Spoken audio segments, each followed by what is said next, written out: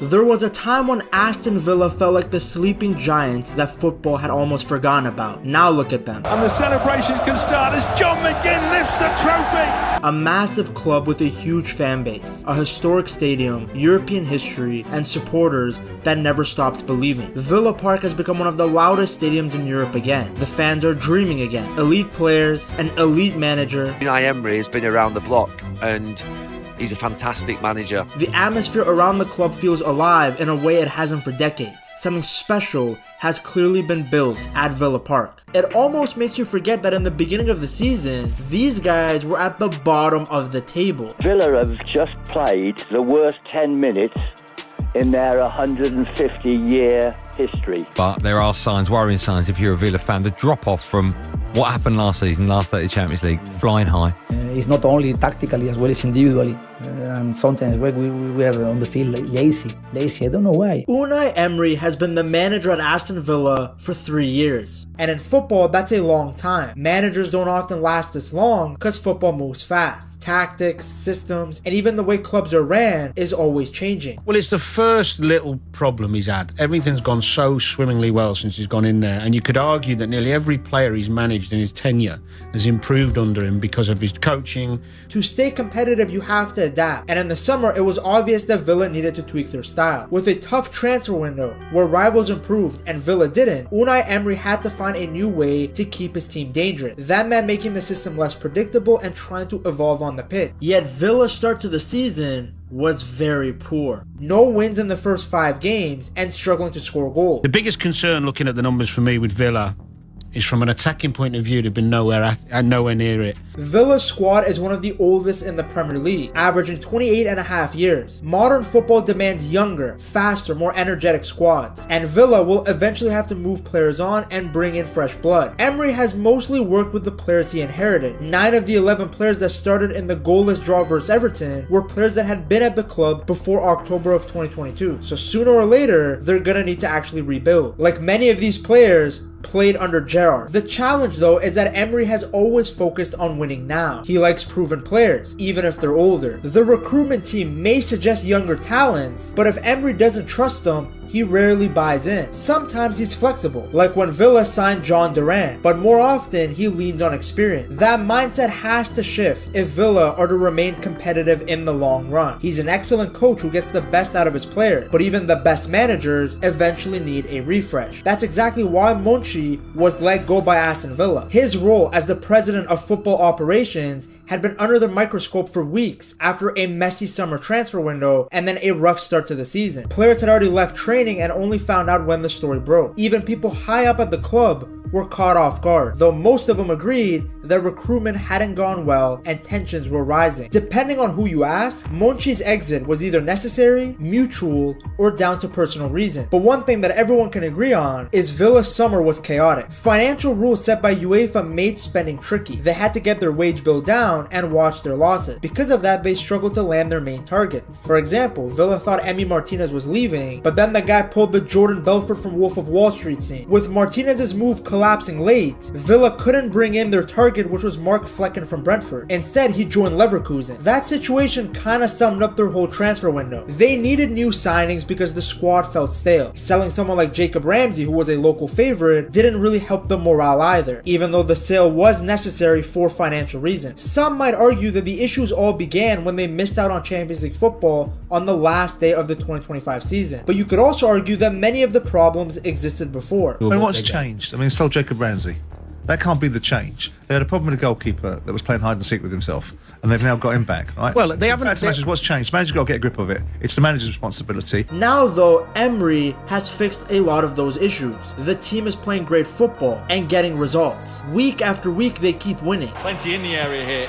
What's the ball going to be like? It instead finds Camara, who decides to shoot and score! Even during the low points, the dressing room still supported Spanish Severus Snape. Most Villa fans always had faith in him too, even when the team was at the bottom of the table, because that's exactly where they were when Emery first took over. Aston Villa have sacked Steven Gerrard. Aston Villa sacked Steven Gerrard late last night. Whoever gets that job at Aston Villa, it's a tough job at the moment to sort of... Unai Emery is back in the Premier League. Aston Villa moved swiftly last night to appoint the former Arsenal manager to replace Steven Gerrard. The job that man has done, he's a proper coach. And he's got such an outstanding CV, obviously, but he's a brilliant coach. Thank you so much. I am so happy to be here and to share with you this new project. 17th in the Premier League and a point above the relegation zone. That's the position Aston Villa were in when Unai Emery was appointed head coach in October of 2022. Villa had just been thumped 3-0 by Fulham, and the manager at the time, Steven Gerrard, was booed at the final whistle. Nassef Sawiris and Wes Edens had spent about £400 million on the squad since purchasing the club in 2018, hoping to end their near 30-year trophy drought. Yet they found themselves with 12 points from 12 matches. So how have the Claret and Blue gone from being almost relegated to getting Champions League football? To understand just how incredible Aston Villa's rise under Emery has been, I have to show you how low the club had fallen. You see, despite being one of the oldest and most successful clubs in English football, Aston Villa has been pretty inconsistent in the Premier League. Under Martin O'Neill, they got 3 consecutive 6th place finishes, but the sale of Gareth Barry, James Milner, and Ashley Young stopped the team from improving. They were 9th in the 2011 season, then found themselves finishing 16th the season after. From 2012 to 2015, they were fighting for their lives just to stay in the Premier League. You can only battle relegation for so long though, as Aston Villa were relegated in 2016 after winning just 3 games out of a possible 38. Just 3 games. Not many people know about Aston Villa's trophy cabinet. Aston Villa is a club that has 7 league titles, 7 FA Cups, and one of the few English clubs to lift the European Cup. Yet in the Premier League, they were just another club that failed to stay at the top. The start of that 2015-2016 season was very similar to Gerrard's start in the 2022-2023 season, with manager Tim Sherwood being fired after 6 consecutive league losses. In November of 2015, French manager Rémi Gade was hired to change the course of Aston Villa's season, but he ended up leaving in March with the club still at the bottom of the table. I feel very sorry for the Aston Villa fan, to be fair, because I know that they are always behind us if we are fighting, and today we didn't really fight on many occasions. Gerrard was sacked early in the season in 2022, similar to Sherwood, but the new owners were smarter. The appointment of Unai Emery has been a far better decision than the appointment of Rémi Gade. Oh, when Rémi Gade come in, oh my God. And I don't like slaughtering managers, and we've spoken about this before, but he was...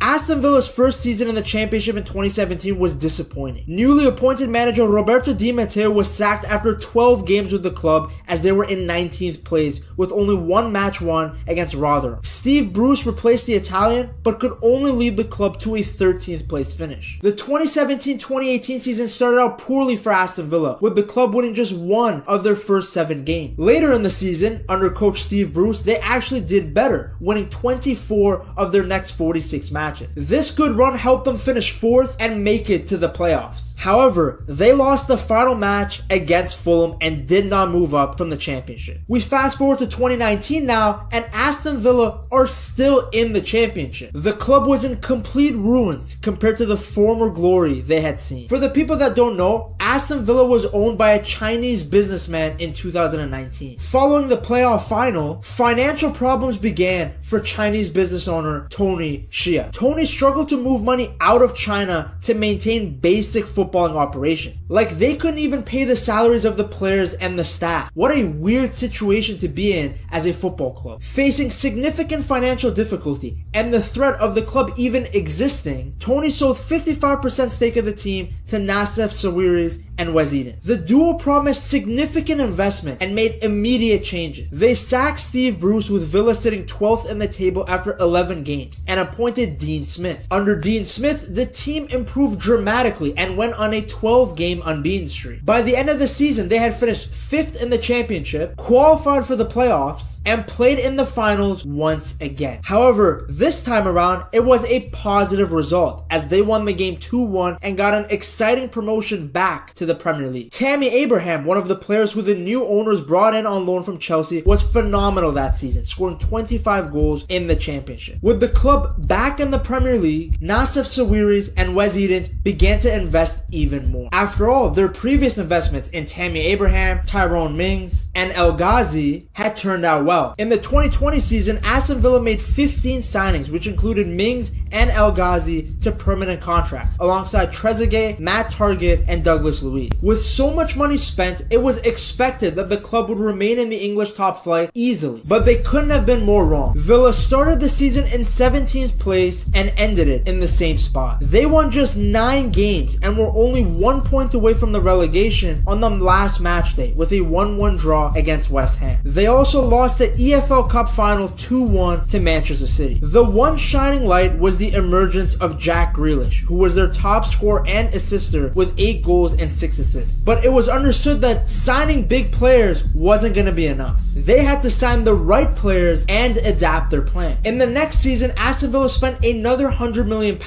on new signing, acquiring Emiliano Martínez for £17 million, Ollie Watkins for £34 million, and Matty Cash for £15 million. These investments paid off as they won 4 of their first 5 games, including a memorable 7-2 victory against Liverpool. New signing Ollie Watkins netted 14 goals that season, with Jack Grealish contributing 6 goals and 12 assists in another standout season. Right winger El Ghazi also impressed by scoring 10 goals. These performances propelled Aston Villa to their highest ever Premier League finish in the last 11 years. The team appeared ready to compete for a top 10 finish, with Grealish proving to be one of the league's most standout players. However, the 2021-2022 season brought new challenges as Grealish moved to Manchester City in a record-breaking transfer for a British player. Losing their homegrown talented player, a star in the making, was the type of things that Aston Villa was used to going through back in 2011. But unlike back then, Aston Villa actually reinvested their money into new players, guys like Danny Ings and Leon Bailey. Despite the spending though, the team struggled, losing 7 of their first 11 games, which led to manager Dean Smith being replaced by Steven Gerrard. Dean Smith has gone from Aston Villa.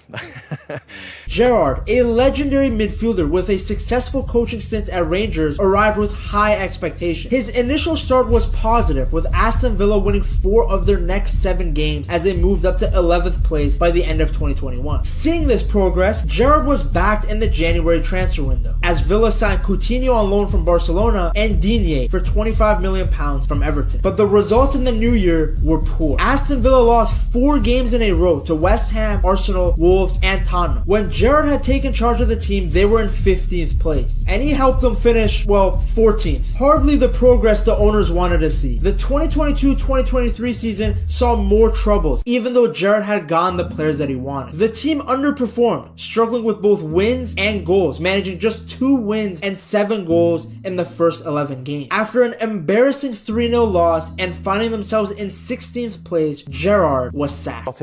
Aston Villa have sacked Steven Gerrard. He was replaced by Unai Emery, a highly sought-after coach at the time with 4 Europa League titles to his name. Emery quickly turned things around with the same initial crop of players. He won his first match in charge 3-1 against Manchester United, which was actually Villa's first home Premier League victory against United since August 1995. Emery's Villa would go on to win 15 of their next 25 league games, earning 49 points from a possible 75. Emery won the Premier League Manager of the Month for April, and a month later secured a 7th place finish for Villa after a 2-1 win over Brighton. Aston Villa had achieved European qualification for the first time since 2010. Due to his success, Emery was backed in the transfer market. But unlike his predecessor, the Spaniard made strategic signings, including Pau Torres from his former club Villarreal for £33 million and Moussa Diaby from Bayer Leverkusen for £35 million. These new players helped Aston Villa start strongly. The team won 12 12 of their subsequent matches after an initial loss to Newcastle, and even dominated Manchester City in a 1-0 win. Villa had 22 shots against City, the most any team has managed against Pep Guardiola. Emery's tactical approach, a versatile 4-4-2 formation focused on midfield creativity and dynamic forward runs, with striker Ollie Watkins playing a crucial role. His tactics not only involved a high defensive line, but also meticulous man-to-man marking, allowing the team to control games and create scoring opportunities. Coached them to play a high line,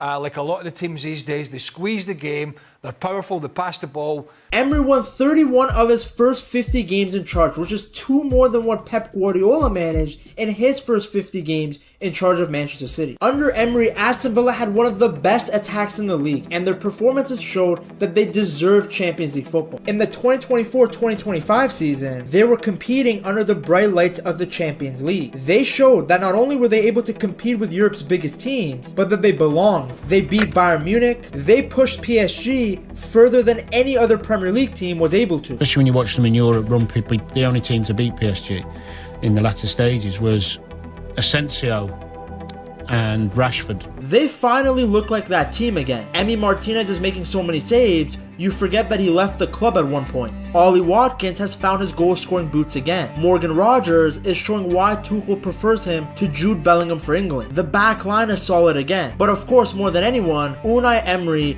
deserves appreciation. He's not someone who only knows one system, Ruben Amorim. He has years of experience, countless ideas, and a level of tactical detail that basically no one else has. He doesn't need a big personality to get people to buy in. His football knowledge speaks for itself. Defensively, they've massively improved. They've conceded only half the league goals they did at this stage last season. Villa Park has become a fortress. In the long run, this squad will need to evolve. They're older and they can't rely on the same players forever. But if there's any coach who can guide them through a rebuild, it's Unai Emery.